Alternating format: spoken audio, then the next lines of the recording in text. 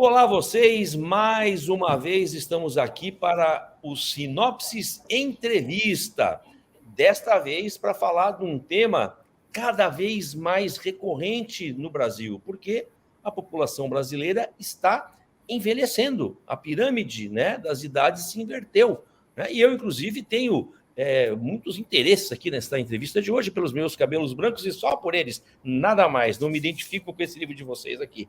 Vamos, na minha pergunta bombástica, eu vou deixar isso muito claro. E para falar com vocês hoje, então, estamos aqui com a Heloísa Ferreira e com a Sabrina Barroso, para tratarmos dos casos clínicos com pessoas idosas nas abordagens comportamental e cognitiva comportamental.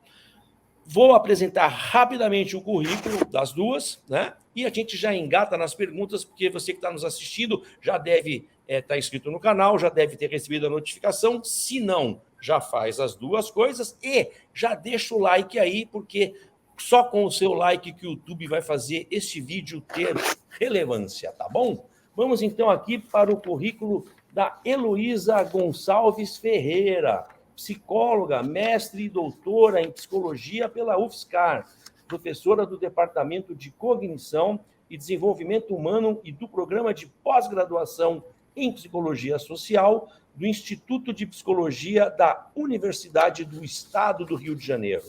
Líder do Grupo de Estudos e Pesquisas sobre Envelhecimento, o GEP da UERJ. Minha querida Heloísa, seu oi para os nossos espectadores e depois a gente apresenta a Sabrina. Olá, pessoal. Olá, Ricardo, Sabrina, minha querida amiga, minha querida colega que está aqui hoje também. Queria agradecer muito o convite, a oportunidade de falar um pouquinho dessa obra que está maravilhosa e que tem aí um valor muito especial para mim, enquanto organizadora, né? É muito bom vê-la aí concretizada, né? E sendo divulgada da forma como merece. Então, gostaria de agradecer a oportunidade de estar aqui hoje falando um pouquinho desse livro. Muito bom! Já vamos, então, engatar a primeira e ler aqui o currículo breve e resumidíssimo, porque a nossa querida Sabrina está em Portugal fazendo mais um curso. Sabrina Martins Barroso, psicóloga, especialista em desenvolvimento humano pela Universidade Federal de Minas Gerais, a UFMG, doutora em saúde pública pela UFMG, professora do Departamento de Psicologia da Universidade do Triângulo Mineiro e atualmente em algum lugar de Portugal fazendo a troca. Bem-vinda, Sabrina. Muito obrigada, Ricardo. Estou na Universidade de Coimbra fazendo pós-doc no momento, com tema ligado ao envelhecimento também. Muito, muito feliz em estar aqui com vocês, com a Elo, que é alguém que tem meu coração e que defende essa causa também de preparar os profissionais para trabalharem com uma população que cresce cada vez mais, que tem demandas específicas, mas que tem demandas que são de todos e que nem sempre são abordadas da melhor forma possível pelos profissionais. Então, a gente quis mostrar um pouquinho de trabalhos feitos que pudessem dar um embasamento para a galera trabalhar, porque o futuro é isso, gente. Quem não morrer novo vai ficar velho, e isso é uma dádiva conseguir envelhecer. E, quem está do lado de cada força garante isso. Eu tenho 64 anos, né? E não abro mão do meu passeio de moto de final de semana, não abro mão de discutir meu rock and roll o dia inteiro enquanto eu trabalho aqui, e vida que segue, porque, gente, o envelhecimento está no RG, muitas vezes, tá? Não se deixe levar, não. Agora, existem os casos que nós vamos ver aqui na entrevista de hoje, onde efetivamente se faz, sim, necessárias as intervenções, né? E é para isso que estamos aqui hoje, para falar desse livro especificamente. Aliás, já está ali o cupom, compre o livro. Então, para você que está nos assistindo, vai aparecer aí embaixo agora aí um cupom Entrevista 49, né?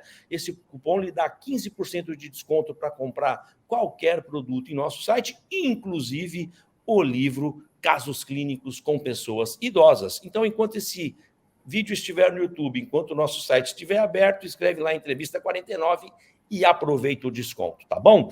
Vamos, então, para a primeira pergunta, que quem está nos assistindo quer informação. Minha querida Heloísa, qual é a realidade das pessoas idosas no Brasil atualmente?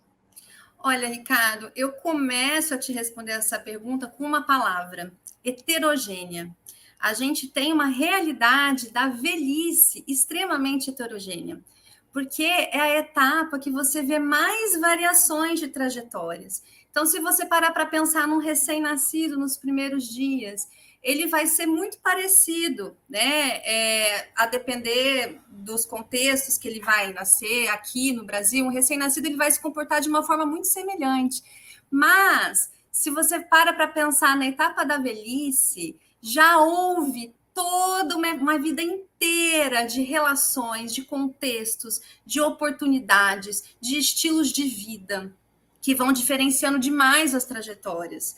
De forma que quando você chega na etapa da velhice, você pode ver uma pessoa idosa super ativa, que corre uma maratona, que trabalha bastante, que é fisicamente ativa. E você também pode ver uma pessoa idosa fragilizada, institucionalizada, sofrendo isolamento social, sofrendo solidão.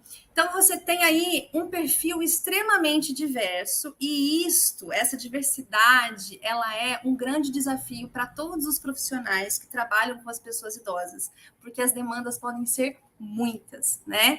E se a gente para pensar ainda aqui no Brasil especificamente, nós ainda estamos envelhecendo. É um país que ainda está envelhecendo, marcado por profundas desigualdades sociais. Também observamos o fenômeno da feminização da velhice. São as mulheres que vivem por mais tempo. Aqui no Brasil também vemos altos índices de vulnerabilidade social. Tudo isso vai se combinando para a gente ver perfis muito diversos, né?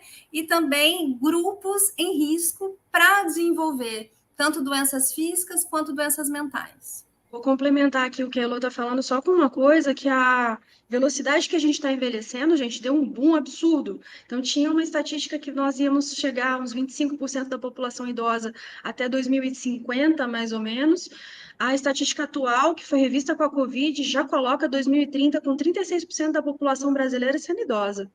Então, isso está um boom absurdo de heterogeneidade de pessoas com as mais variadas características, e elas podem precisar buscar por atendimento psicológico, porque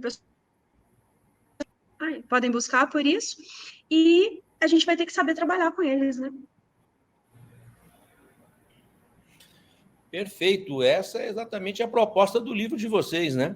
Ajudar os profissionais aí a trabalharem com esse público, que com certeza vai ser o público que mais vai ocupar clínica de psicologia no Brasil nos próximos anos. A tendência é que cada vez mais pessoas aí com esse perfil adentrem aí aos consultórios. Mas, Sabrina, com que frequência esse público busca atendimento? A procura tende a aumentar nesses próximos anos, como eu estava comentando aqui. O que você acha?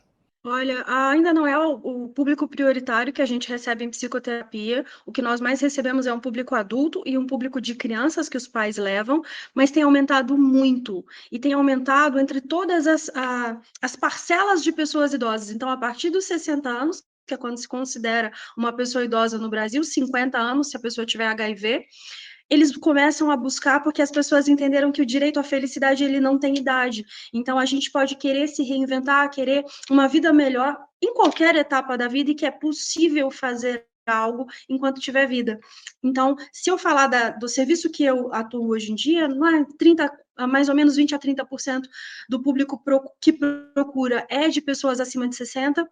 E isso tem aumentado muito nos últimos anos, e a expectativa é que aumente muito, não apenas porque a população está envelhecendo, mas porque as pessoas idosas estão entendendo que elas têm direito a isso. Elas têm direito a buscarem atendimento psicológico, e isso pode fazer um impacto muito grande na qualidade de vida e nos anos que eles têm saudáveis para viver. Então, é algo que a gente espera que vai crescer cada vez mais. Muito bem, complementando a Sabrina, isso mesmo, a geração atual das pessoas idosas, a gente ainda não, em comparação com outras idades, de fato a procura ainda é menor, mas a gente tem que pensar nas crenças e comportamentos de cada geração. Então, as pessoas das gerações mais jovens de hoje entendem a psicoterapia de uma outra forma que as gerações mais velhas. Então, realmente já tem dados de pesquisa que vai mostrando um aumento nessa procura. E a gente precisa se preparar para atender esse público específico, porque não adianta você transpor o seu conhecimento do atendimento clínico com pessoas mais jovens para pessoas mais velhas, né? A gente fala muito sobre isso no livro. Você precisa ter uma formação específica para dar conta das demandas desse público, que, como a gente disse na primeira pergunta, é muito heterogênea, e isso representa um grande desafio, e é necessária uma formação adequada para dar conta dessa demanda. Para quem está nos assistindo, né, muita gente aqui, com certeza mais nova, que está estudando na psico, está recém se formando, não tem ideia de como é que era a coisa lá para trás, né? Mesmo vocês duas, Heloísa e Sabrina, tá? Vocês são muito mais jovens do que eu. Eu sou da época que o pessoal falava, o quê? Em psicólogo? Eu não estou louco, entendeu? Isso. Os jovens falavam isso lá atrás, e os mais velhos, então, ir a um psicólogo era nem estava na lista, entendeu? Podia procurar, que não ia achar em lugar nenhum. E hoje, que bom, né, que com a evolução até da própria psicologia aí, com as abordagens novas que foram aparecendo, tá, onde a coisa foi se abrindo, né? Hoje se tem um novo mundo, né? Quem está vivendo hoje aqui tem vários novos mundos acontecendo, entre eles esse, que é a possibilidade de que a pessoa vá buscar a terapia de uma maneira tranquila, não enxergando aquilo como um problema, como há alguns anos atrás era, né? Ninguém ia para o psicólogo, entrava de costas, né? Assim, disfarçando no elevador, tal. Não perguntava nem qual era a sala, só subia para o andar, correndo para ninguém ver. Mas vamos lá, pessoal. Hoje eles falam com orgulho, né? Que está fazendo terapia. Minha psicóloga me disse, blá, blá, blá, blá, blá. Minha terapeuta falou para eu fazer tal coisa. Que quanta diferença, só quem viveu esses últimos anos é que tem discernimento disso hoje, né? Mas pessoal que está nos assistindo já deve estar inscrito no nosso canal do YouTube. Se não está, se inscreve. Mas se inscreva também no nosso canal do Instagram, lá, nos siga no Instagram, @Sinopse, para você receber sempre em primeira mão os lançamentos de livros como esse, Casos Clínicos, que foi lançado recentemente e que você pode comprar com o cupom que está ali do lado. Mas, Heloísa, por qual motivo referem-se as mulheres, nos casos do livro, por nomes de flores? Vocês fizeram essa analogia, por quê? Qual foi a ideia? Olha, a ideia inicial era que os autores convidados usassem como nomes fictícios de seus clientes flores ou árvores frutíferas. Por quê? Porque não foi um critério mandar caso clínico apenas de mulheres. A gente convidou esses autores, não colocou isso como restrição. Mas o fato foi que a gente recebeu 10 casos clínicos de clientes mulheres, refletindo a realidade brasileira, feminização da velhice. E ocorre que daí foram os nomes de flores que foram utilizados. E a razão pela qual a gente escolheu, né, dar essa instrução para os autores foi para fazer uma analogia de que é possível florescer em qualquer etapa da vida, né? Mas calhou de ser apenas mulheres que vieram para esse livro, né? E aí foram apenas nomes de flores, mas poderiam ter sido utilizados nomes de árvores frutíferas também, pereira, por exemplo, fazendo uma alusão mais ao masculino, ao homem. Mas isso é algo interessante da gente comentar aqui também, porque quando a gente foi convidar esses autores, eles tiveram essa escolha, né? A gente colocou como exigência, queremos um caso clínico de uma pessoa idosa em que você tenha trabalhado eventos mais normativos da etapa da velhice, e foram todas mulheres. Chegaram aí para nós todas mulheres, né? Refletindo a feminização da velhice e também corroborando os dados da literatura de que são as mulheres que procuram mais psicoterapia em qualquer etapa da vida, isso não é só na velhice. Mas a gente observa esse fenômeno na velhice também. Então, é para ter essa ideia de que é possível florescer em qualquer etapa da vida, e todos esses casos clínicos vão exemplificar processos de florescimentos muito interessantes, está imperdível.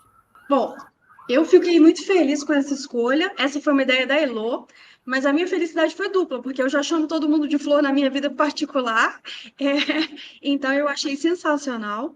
E eu acho que a ideia de relatar ou relacionar com uma coisa que é bonita, que no nosso imaginário é algo que traz um sentimento positivo, que também fala para a gente que o envelhecer não é essa coisa morta, xoxa, ele é vida, e é vida que se faz, inclusive, com beleza. Então, eu gostei demais dessa escolha, eu fiquei muito feliz com ela, quando ela foi proposta pela Elo, adotar os nomes das flores para isso, os nomes de Árvores foi possível, mas os nomes das flores tinham meu coração. Após o exposto, eu acho que os nossos espectadores aí já devem estar perguntando: vão fazer um livro também só com homens idosos? Ó, Uma boa fica aí a ideia. dica. Fica a dica, né? Fica a dica. Fica a dica. Já ficamos aí. Vocês que estão nos assistindo, já deixa aí um comentário. Eu quero sim, que acho legal. Comenta aí no nosso chat o que você acha, tá bom? Pessoal, falei de se inscrever no YouTube, falei de nos seguir no Instagram e não posso esquecer de pedir para vocês nos seguirem também no Telegram, né? Que é um canal que a gente utiliza apenas para comunicar a vocês sobre lançamentos de novos livros e início das lives que a gente faz no Instagram, tá bom? Então vai lá no Telegram, no Sinopses, se inscreve lá para nos acompanhar, tá certo? Mas vamos lá, Sabrina, como o livro pode contribuir na preparação dos profissionais para combaterem o idadismo que pode vir acompanhado da própria pessoa idosa nos atendimentos? Olha, nós tomamos alguns cuidados, um deles foi quem convidar para fazer a apresentação dos casos. Então, nós só trouxemos para o livro pessoas que têm uma experiência absurda na área de atendimento clínico, nas abordagens comportamental ou nas abordagens cognitivo-comportamentais. E nós tomamos mais um cuidado, que foi pedir que esses profissionais, além de contar o que eles fizeram, contar o caminho mesmo das pedras para fazer um atendimento, e eu sempre acho que os alunos aprendem demais, todos nós aprendemos demais, vendo como outros profissionais trabalham, nós pedimos que eles contassem se eles tinham crenças idadistas, se os clientes tinham crenças idadistas, como que isso apareceu e como que eles manejaram isso nesses casos. Porque acontece, porque às vezes você recebe uma pessoa idosa e você de cara pensa que ela veio trabalhar luto, e não foi isso que ela foi fazer ali. Ou ela acha que ela não tem mais direito disso ou daquilo porque já passou da idade dela. E isso é uma crença que a gente tem que combater. Então, nós pedimos que isso fosse explicitado no livro, porque idadismo é uma das coisas que tem que ser combatida desde o começo. Você não pode deixar ficar. É um tipo de preconceito que marca demais as vidas das pessoas e nos priva demais de muitas oportunidades que nós podíamos ter. Então, quem pegar o material para ler vai ver claramente declarado alguns aspectos sobre como que ele pode aparecer em contexto clínico e como que ele pode ser manejado em contexto clínico, trabalhado de forma a ser combatido, porque isso é uma coisa que quem trabalha com envelhecimento tem que assumir para fazer, combater o idadismo. De fato, o idadismo ele está presente em todas as gerações, né? Tanto na pessoa idosa que procura, né, a terapia, e às vezes é um ato de coragem, né, procurar a terapia. Embora a gente comentou, né, que hoje as pessoas já entendem mais a função da terapia, a gente já recebeu também cliente que ele não contava para ninguém que ele estava lá, que ele tinha muita preocupação do que as pessoas iam dizer. Né? Então, o idadismo está presente tanto na pessoa idosa quanto na pessoa mais jovem também. Às vezes de forma muito benevolente. Né? É socialmente desejável ajudar as pessoas mais velhas. Mas será que essa pessoa quer ajuda, precisa de ajuda? Né? Então, às vezes, algumas posturas, elas podem ter um caráter muito mais paternalista do que uma gentileza. Vem coberto com uma gentileza, mas, na verdade, a pessoa, às vezes, sem perceber mesmo, porque a gente não percebe, a gente está exposto a uma cultura idadista e a gente é influenciado por isso. E aí é um processo de educação, de letramento, para a gente poder reestruturar essas crenças, mas estamos presentes, todo mundo, o cliente e o terapeuta.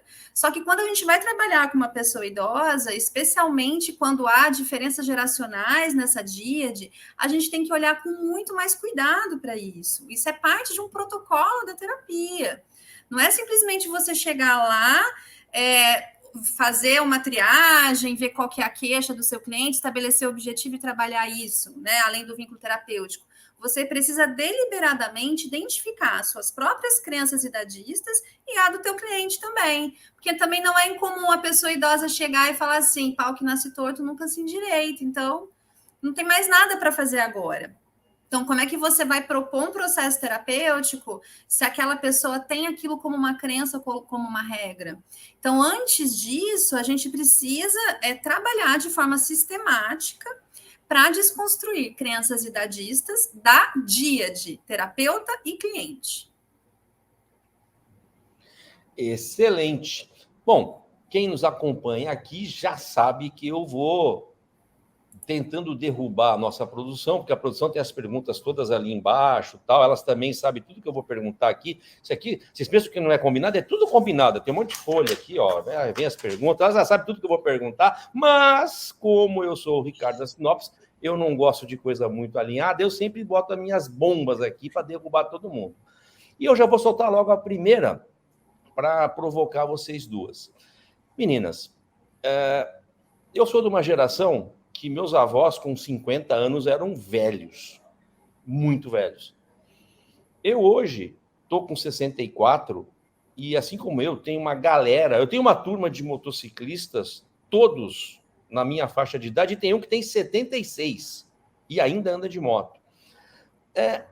Não está na hora, o que vocês acham? Vocês que trabalham, né, com esse público, não está na hora de se rever esse conceito de idoso, entendeu?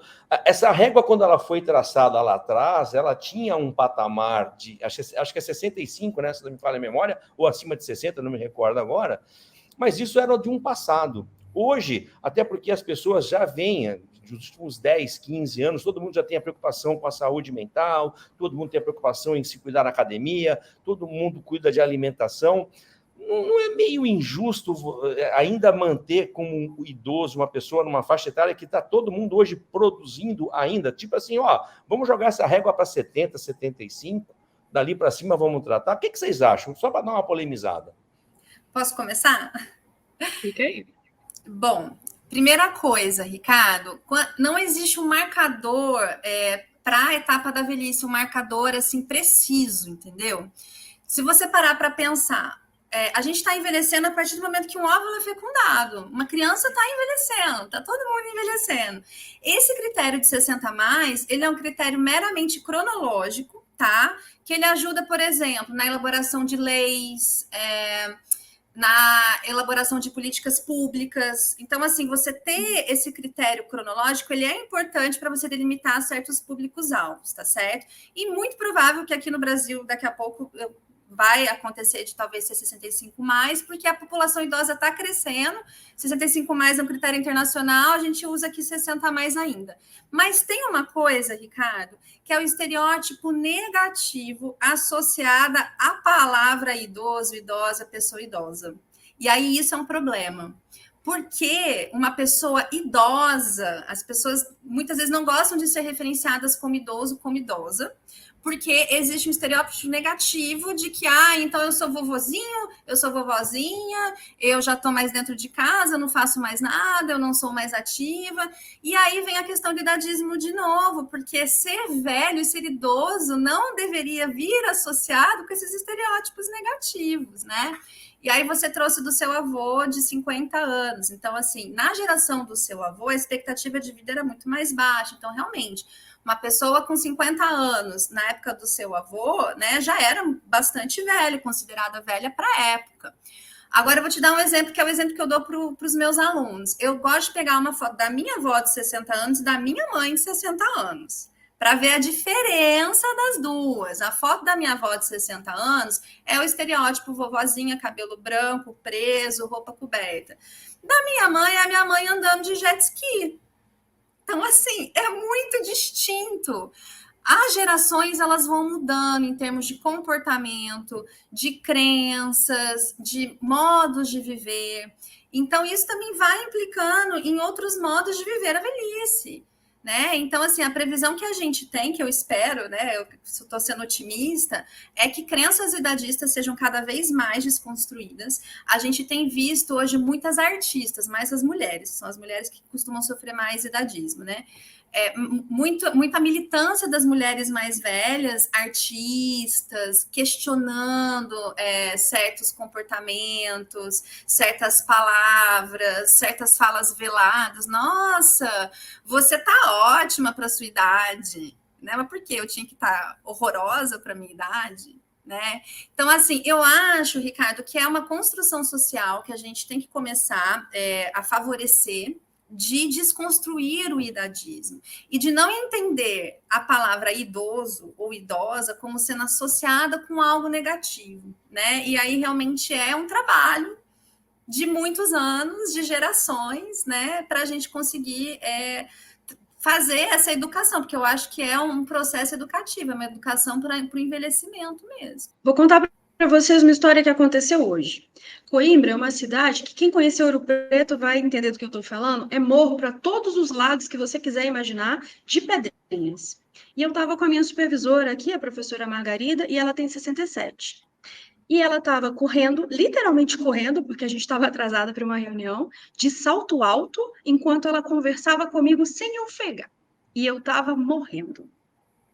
Tá? Eu sou pelo menos 20 e tantos anos mais nova do que ela.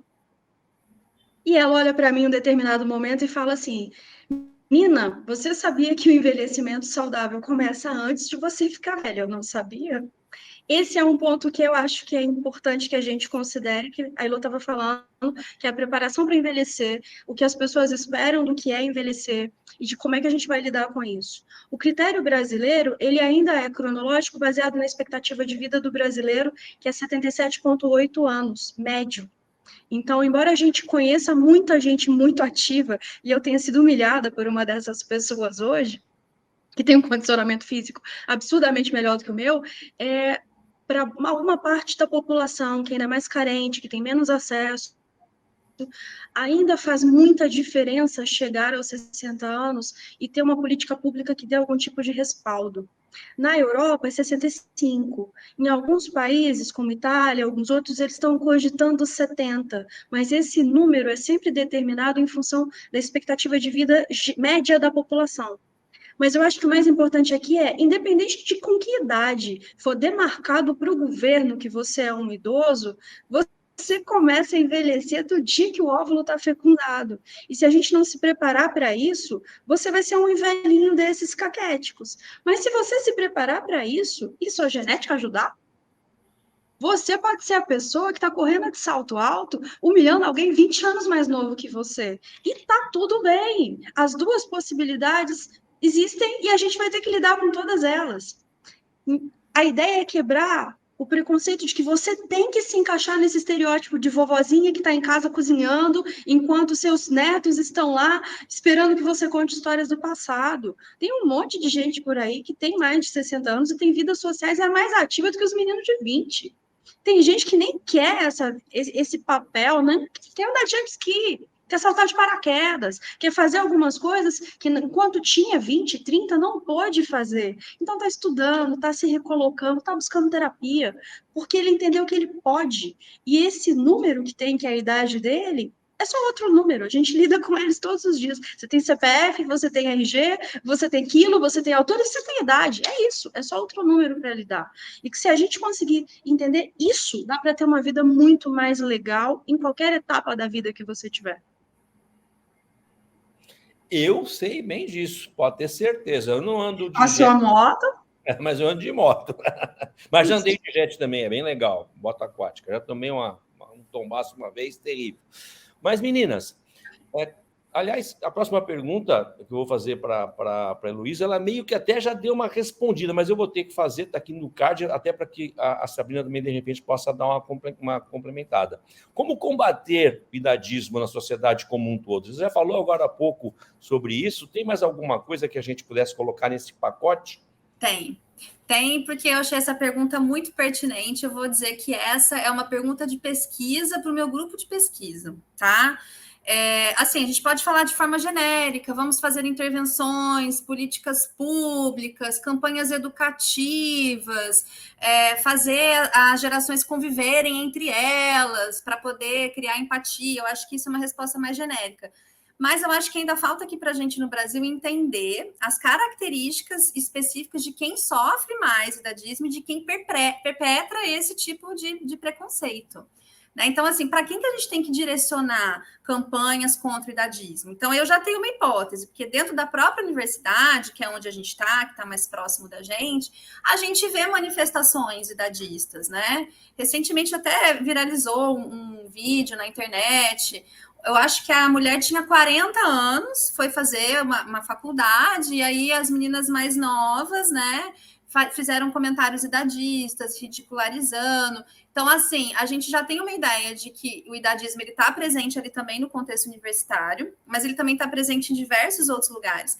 Mas, para a gente também ser um pouco mais certeiro em pensar essas intervenções, essas políticas públicas, essas campanhas educativas, a gente tem que entender melhor o perfil desse grupo que sofre mais idadismo e que perpetra também o idadismo. Então, eu acho que, assim, é algo para a gente pesquisar, para a gente entender, para a gente produzir material também, né, para intervenções que visem combater o idadismo, porque é realmente uma pauta bastante urgente para a gente pensar no envelhecimento bem-sucedido, com qualidade de vida e saúde para as pessoas.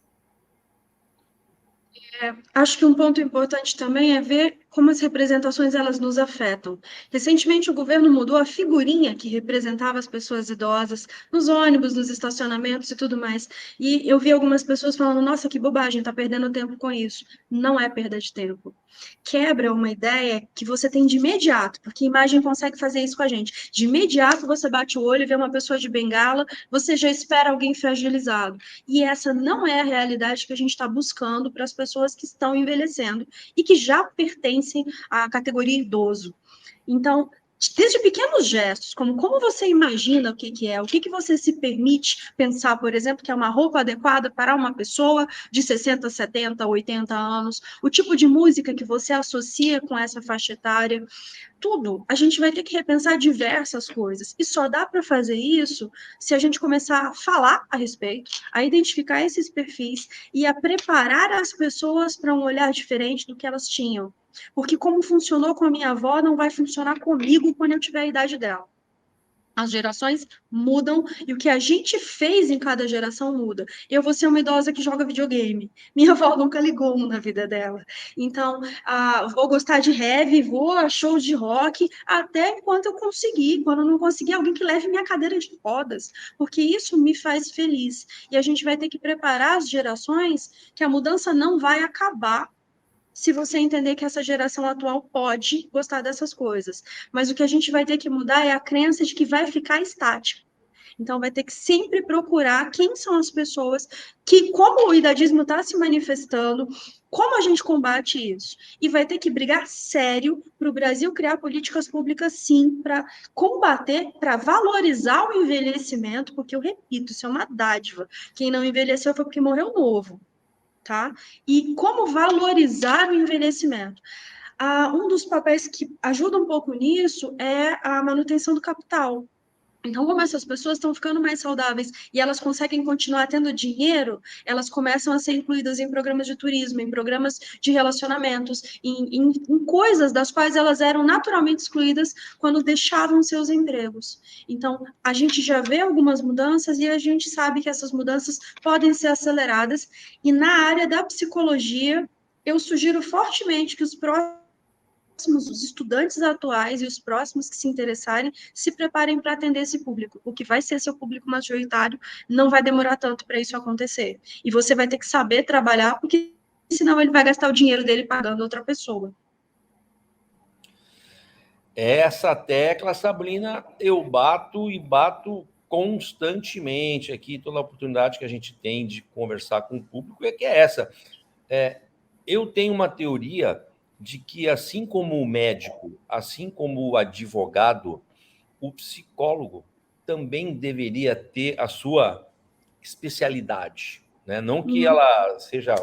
Mas o se especializar em algum tema certamente vai canalizar para esse profissional a indicação de pacientes, né? Então, eu vejo isso como um caminho obrigatório na psicologia. Eu não consigo imaginar, assim como hoje tem a questão da fratura, tem gente que só trata a fratura de braço, outro só de perna, outro só de não sei o quê.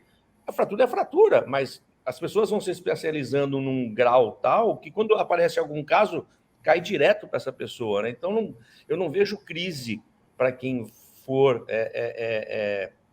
trabalhar com a psicologia, nunca, porque sempre vai ter paciente. Agora, você pode cobrar X ou pode cobrar Y pelo seu atendimento, de acordo com o seu conhecimento. E é para isso que a gente está aqui, né, sempre produzindo os materiais, distribuindo esse conhecimento, trazendo aqui as entrevistas com acesso gratuito à informação, porque tem que se informar e não tem como. E se a gente for falar de livro, for falar bem de livro, as pessoas vão dizer, tá aí o diretor da editora falando bem, estão aí as autoras do livro falando bem, e a gente tem uma coisa que facilita a vida do futuro comprador das obras, que é ler o primeiro capítulo do livro. Então, entra nesse QR Code que está aí, não precisa comprar o livro, não. Dá o QR Code, entra na página, vai lá, leia o primeiro capítulo grátis, baixa o material, você vai ver todo o conteúdo deste livro que estamos falando aqui, de casos clínicos com idosos, tá? Com o currículo das autoras, eu dei o mini currículo delas aqui, senão a gente ia ficar um tempão, o currículo de todos os colaboradores, toda a apresentação do livro, todo o sumário do livro e o primeiro capítulo para você avaliar e fazer a sua melhor compra, usando aquele cupom que a gente já falou aí, entrevista 49. Simples assim. Mas, Sabrina, quais as contribuições das terapias comportamentais para o atendimento da pessoa idosa? Que caso do livro exemplifica isso? Olha, eu vou puxar a sardinha para o meu próprio caso nesse primeiro momento, até porque ele é o primeiro caso do livro relatado. Então, quem entrar aí, seguir o conselho do Ricardo e for dar uma olhada no material, vocês vão ter acesso a esse caso, que é o meu relatado no livro. E está descrito todo um trabalho feito com uma pessoa idosa durante um processo de atendimento em abordagem cognitivo-comportamental.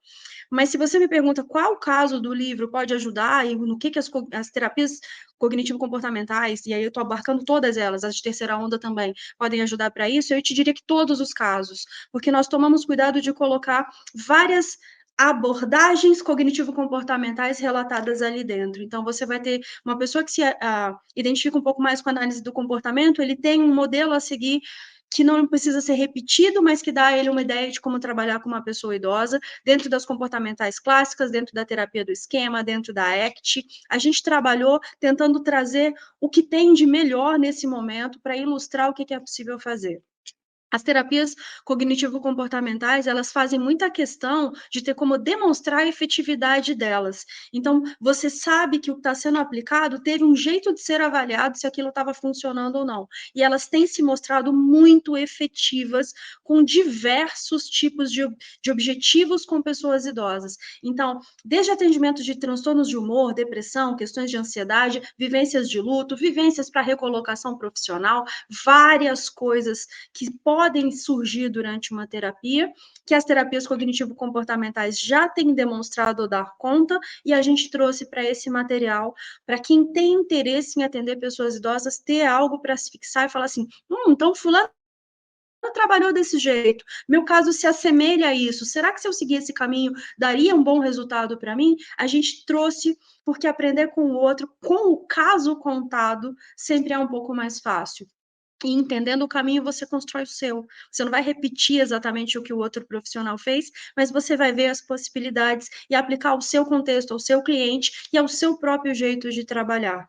Então, eu convido vocês também a lerem o caso. Esse foi um dos casos que eu mais gostei de atender na minha vida até hoje. Eu ia trazer para o livro um caso de um sujeito, de uma pessoa do sexo masculino, mas eu não tinha, quando foi feita a escolha, eu não tinha como trazer outro caso, porque esse é um caso que meu coração estava muito nele, e é uma pessoa que me marcou muito, e isso está relatado também. Então, fica o convite para vocês lerem.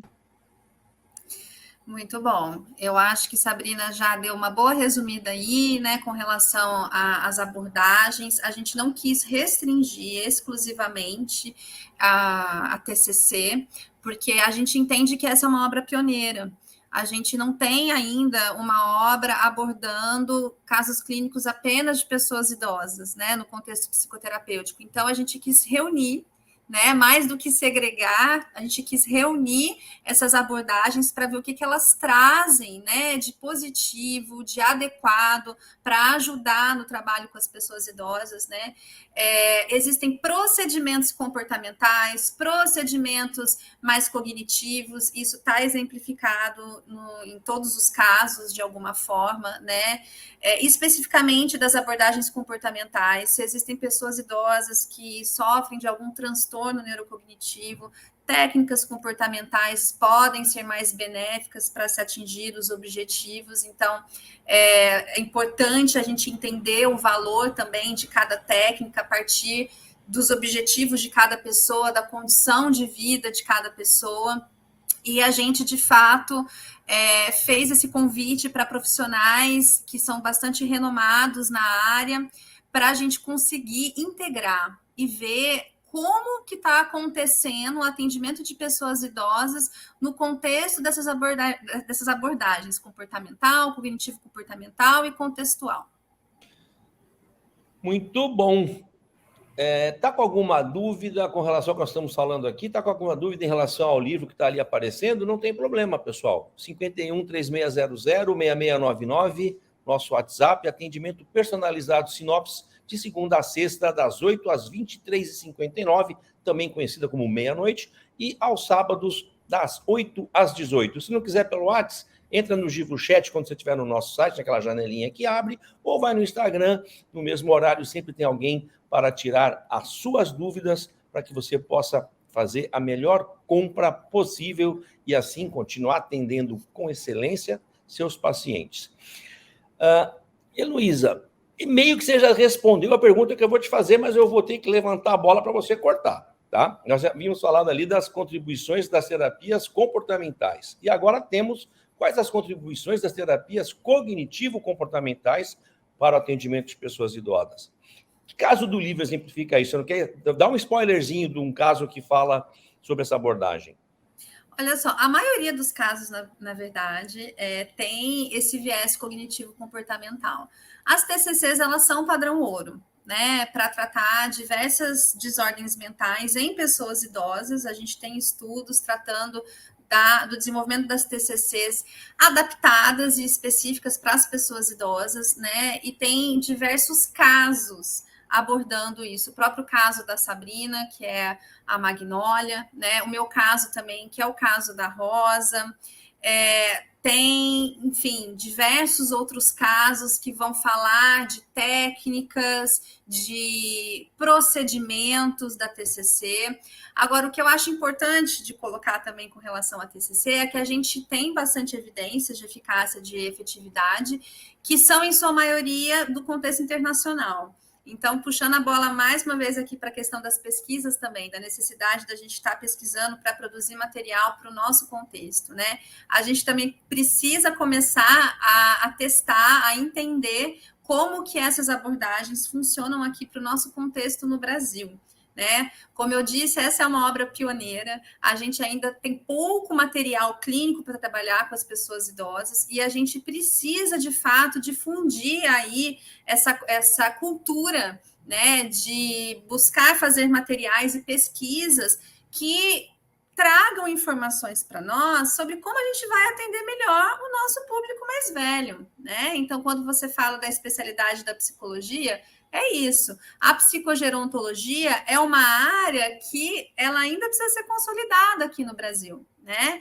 E eu vejo muito o lançamento dessa obra como uma sinalização disso. As pessoas têm se interessado, as pessoas têm procurado, vai surgir também, daqui a pouco, um público mais interessado em buscar uma formação específica. Então, é muito importante que a gente passe a pesquisar, né, essas abordagens aqui no nosso contexto, para a gente poder produzir materiais cada vez mais adequados e de qualidade para o nosso público. Tem só uma coisinha para complementar, que eu acho que vai ser importante que as faculdades coloquem também essas matérias e que comecem a preparar os estudantes desde cedo.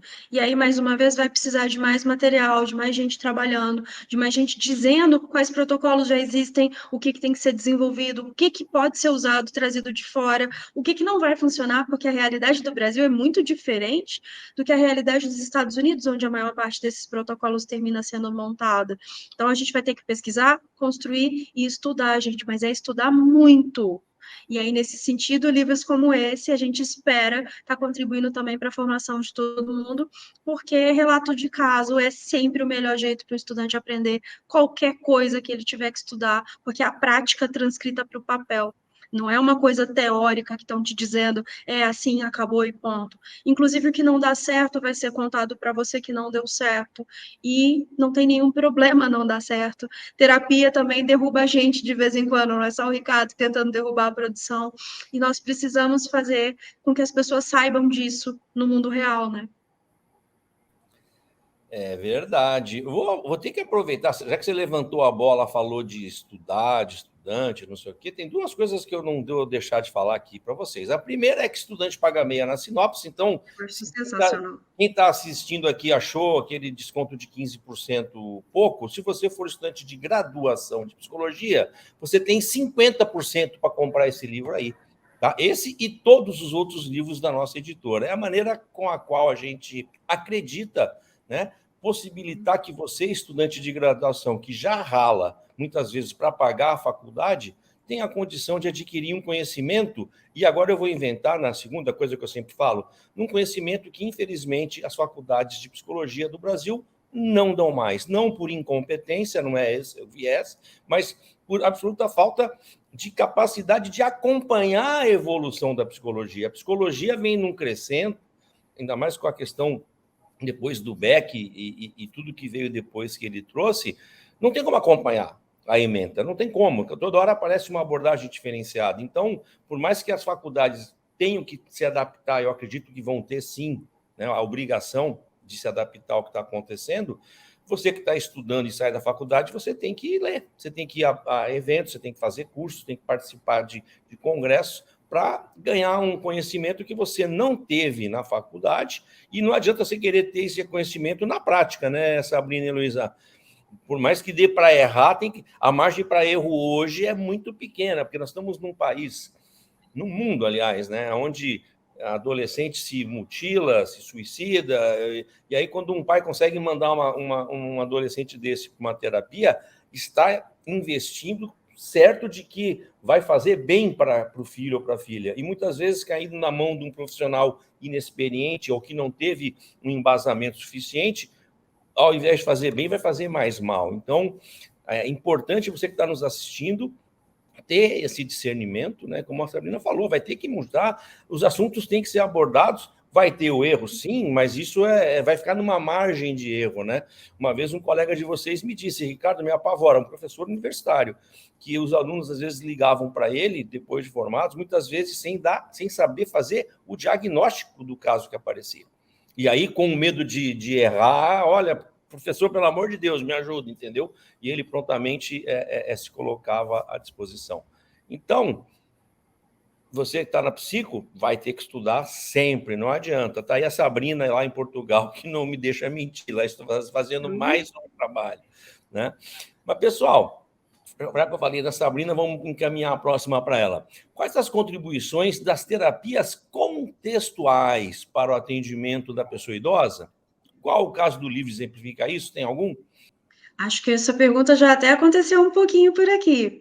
Tem casos do livro que exemplificam isso, tem casos relatados da terapia contextuais, mais atuais, mas eu acho que o mais importante foi uma coisa que a Elô já trouxe aqui, que é assim, a gente tentou fazer um livro que, se você se identifica com as abordagens cognitivo-comportamentais, mesmo que não seja TCC clássica, você vai se sentir representado, porque a gente trouxe alguém trabalhando com uma dessas áreas para te mostrar como fazer esse trabalho com pessoas idosas.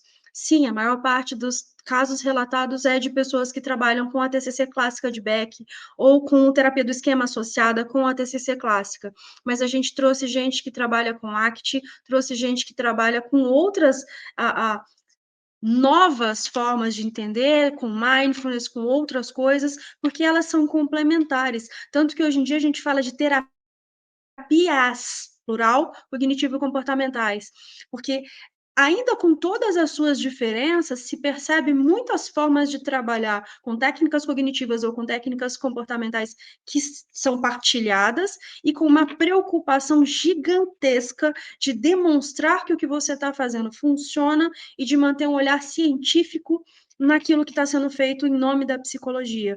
Então, são abordagens que não se permitem fugir à pesquisa, fugir ao que já está demonstrado, conseguir saber o que ela está fazendo E isso tem um impacto muito grande, especialmente quando a gente está aprendendo a trabalhar. E aprender a trabalhar, gente, vocês vão aprender na graduação e depois dela, mas ir para a prática despreparado completamente é antiético. Então, se você não sabe, vai fazer curso de formação. Se você não sabe, vai atrás de material e vai ler. Se você não sabe, paga supervisão. Fora do Brasil é obrigatório, inclusive, você se mantém em supervisão quando você vai para a prática.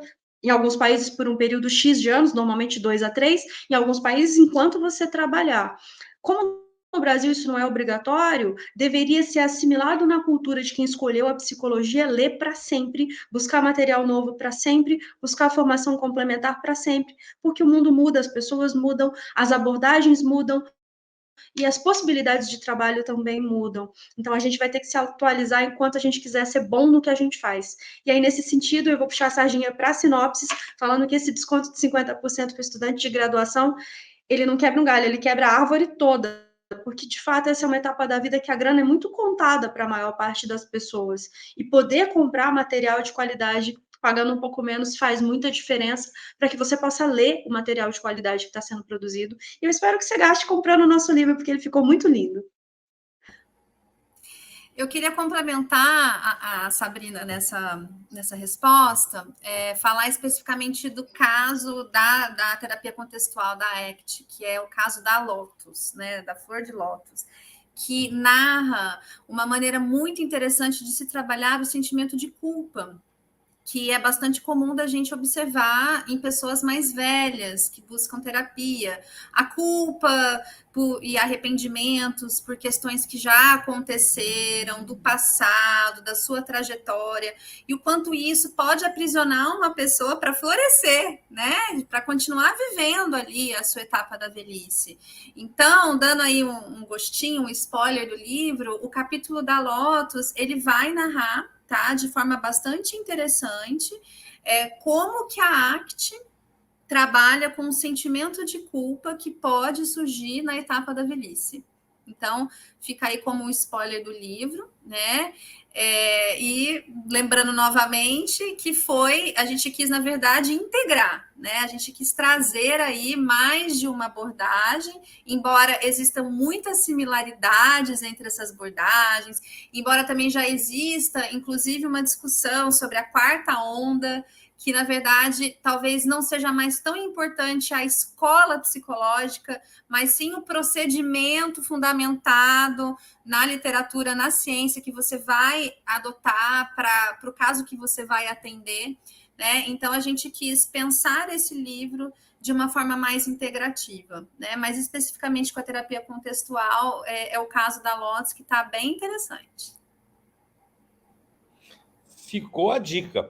Mas pode ser que tenha dado algum problema, viu, Sabrina e Luiz? O pessoal fica muito bravo. Suas colegas formadas já ficam, assim, ó, muito bravas comigo quando estou numa live e falo de estudante de graduação ganha 50%. Elas não aceitam. Elas acham um absurdo, porque eu quero fazer uma pós, se você não ajuda. Então, para você que não gosta de não ter o desconto de 50%, eu vou lhe dizer que você pode ter 100% de desconto, para nunca mais me incomodar aqui numa live dizendo que quer desconto. É só fazer uma lista de presente, pessoal. Todo mundo faz aniversário uma vez por ano, tem dia do psicólogo, dia do pai, dia da mãe, dia do tio, do avô, tem data para tudo, tem quem está se formando, né?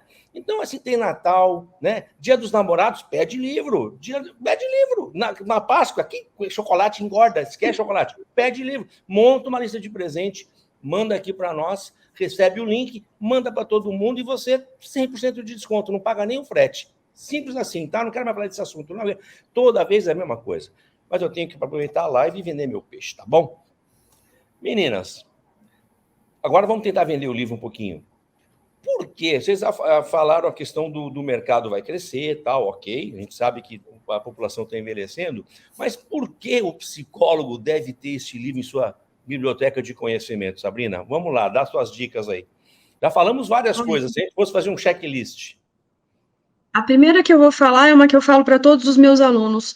Livros de estudo de caso são os livros em que você mais aprende. Porque, além do contexto teórico, que sempre vai estar presente, tem prática sendo dita para você como foi feita.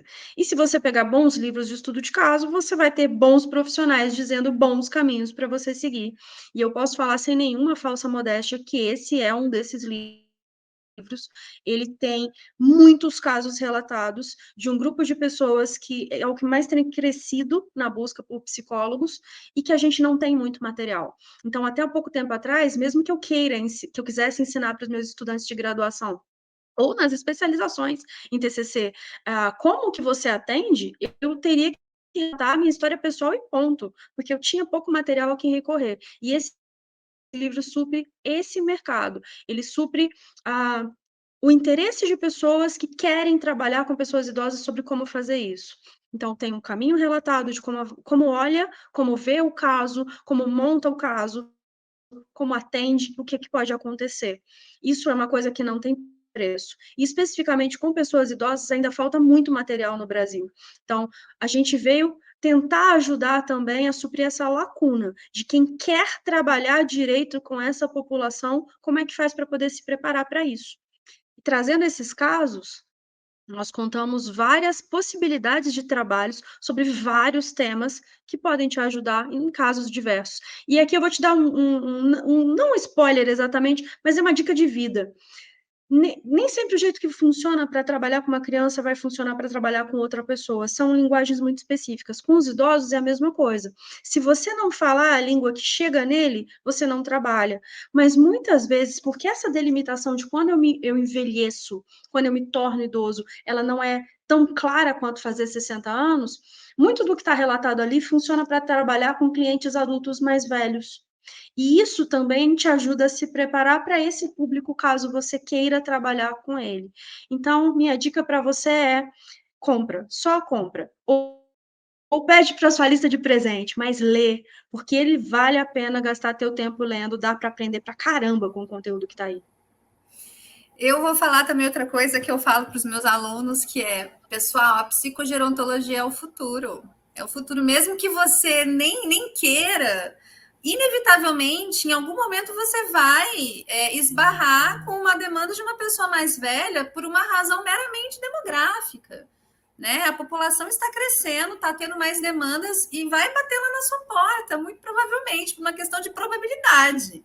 Né? Então, assim, a gente precisa investir nessa área, tá, da psicogerontologia. Os psicólogos precisam ter uma noção mínima de como trabalhar com pessoas idosas, embora eu também concorde muito com o Ricardo quando ele fala que seria importante a gente pensar numa área específica da psicologia para dar conta das demandas das pessoas mais velhas, porque são demandas heterogêneas, desafiadoras, que demandam uma formação, que demandam um estudo, né? E esse livro traz uma possibilidade disso para quem quer ser um bom profissional de psicologia. E hoje na minha yoga eu tive assim, um insight muito interessante, que eu lembrei que esse livro está sendo lançado na primavera, florescendo, né? A gente está falando de um livro dando nome para as mulheres de flores, de que é possível florescer em qualquer etapa da vida. Então, vamos florescer essa psicogerontologia também, minha gente. Vamos buscar informação, vamos pensar aí em materiais, né, para serem difundidos. Isso daí eu estou falando para mim, para o meu grupo de pesquisa, né, para a editora, que a gente ainda também precisa aí colocar mais oportunidades no mercado de materiais para as pessoas se formarem, porque não tem, e a gente precisa dar conta dessa demanda, né? Então, é muito importante, é o futuro. Eu acho que pensar em se formar para trabalhar com pessoas idosas é uma questão de que isso vai acontecer, né, pelo fato dessa população estar crescendo e estar demandando cada vez mais serviços psicológicos. Muito bom! E assim vamos chegando ao fim de mais um Sinopse Entrevista, mas antes de terminarmos, temos que pagar a consulta. Ficamos aqui 1 hora com as duas profissionais, né? Elas deixaram de atender algum paciente, nada mais justo que a gente, de alguma forma, retribuir por esse empréstimo de conhecimento que elas nos deram aqui durante esse tempo. Então, como a gente não pode pagar em dinheiro a consulta aqui, a gente deixa agora o nosso espaço para que vocês vendam os peixes de vocês, né? Onde é que podem ser encontradas, o que estão fazendo, cursos, projetos, etc. Tá bom? Vamos começar com a Heloísa. Heloísa, por favor, já passa seus contatos e já se despede também do nosso público, tá, querido? Bom, pessoal, então, como o Ricardo disse inicialmente, eu sou líder do grupo de estudos e pesquisas em envelhecimento, é o gep.erg, tá lá no Instagram. A gente disponibiliza diversos conteúdos na área de psicogerontologia, pessoas interessadas também em material, em fazer pesquisa nessa área. Muita gente entra em contato comigo, a gente estabelece várias trocas, então entrem lá na nossa página do Instagram. Já vou dar um spoiler super interessante também de que para o ano que vem a gente vai fazer um congresso brasileiro de psicogerontologia. Sem dúvida nenhuma, a TCC com pessoas idosas vai estar na pauta desse congresso, tá? Fiquem atentos aí para mais informações, vai ser no ano que vem, 2024, a gente vai liberar mais informações do evento pouco a pouco, né? E caso também vocês queiram entrar em contato comigo por e-mail, tá aí também o meu e-mail, fico disponível para trocas, para dúvidas, enfim. De fato, eu tenho como uma missão profissional a difusão da psicogerontologia, a consolidação da psicogerontologia aqui no Brasil. Então, vou ficar muito feliz de conhecer pessoas que também tenham esse interesse. Agradeço bastante aí a oportunidade de estar aqui conversando com vocês. Meus contatos na internet, eu tenho o meu grupo de pesquisa, que é o NAPS, o FTM. Nós também compartilhamos material sobre psicologia em geral, avaliação psicológica e abordagem clínica, não apenas dentro da TCC, porque tem gente que trabalha comigo que comunga de outras abordagens, mas bastante dentro das TCCs, que é a abordagem com a qual eu me identifico. E tem o meu site, que é o Psicologia na Prática, tá aí o contato para vocês dele no Instagram também, que é um site de serviço que eu disponibilizo para os psicólogos gerenciarem os atendimentos clínicos deles e fazer prontuários, essas coisas, e também tentando dar uma ajudada para a galera, especialmente que está começando. Esse é um serviço gratuito, basta você se cadastrar e você pode ter acesso. Além disso, eu visito com frequência os comentários da própria sinopse a respeito do material. Eu tenho outros materiais na casa aqui, convido para vocês conhecerem o Baralho das Emoções, Representações e Psicoeducação com Adultos e Idosos, que eu acho que casa bem também, é um material bacana para você pensar na clínica com idosos utilizando. E estou disponível para conversar com quem tiver interesse na área, tanto de psicologia clínica, em cognitivo-comportamental, quanto de avaliação psicológica, especialmente com pessoas idosas, porque é algo que a gente precisa fazer florescer aqui no Brasil, aí no Brasil nesse momento, porque está fazendo falta e vai fazer cada vez mais falta para quem está na prática trabalhando. Então, eu agradeço a oportunidade de poder falar desse assunto com a queridíssima Elô, com o Ricardo mais uma vez aqui. E vocês viram que capa mais linda que ficou desse livro? Esse é mais um motivo para comprar. Se não tivesse nenhum outro, só esse já valia o motivo inteiro. Ficou muito bonita. Eu acho que realmente vocês arrasaram nesse design. Ficou muito bom. Muito obrigado. E a gente que tem que agradecer a vocês, Heloísa e Sabrina, por terem nos confiado, né? Esse filho, cada livro é um filho, para quem não sabe, né? Quem não conhece o nosso mercado, é como se fosse um filho, até porque o tempo de produção é quase que equivale, né? Então, muito obrigado por vocês terem confiado à nossa editora a oportunidade de publicar esse material, e já ficamos aí, né? Com certeza todo mundo vai deixar um comentário aqui no chat do vídeo, falando sobre os casos masculinos. Eu senti uma certa discriminação aqui com nós, homens mais de cabelo branco. Eu não sei por quê, né? Vocês têm que levar isso em consideração. Importante. Uma edição 2 aí, revisada e ampliada. Boa, acho uma excelente ideia. Muito importante. Tá bom?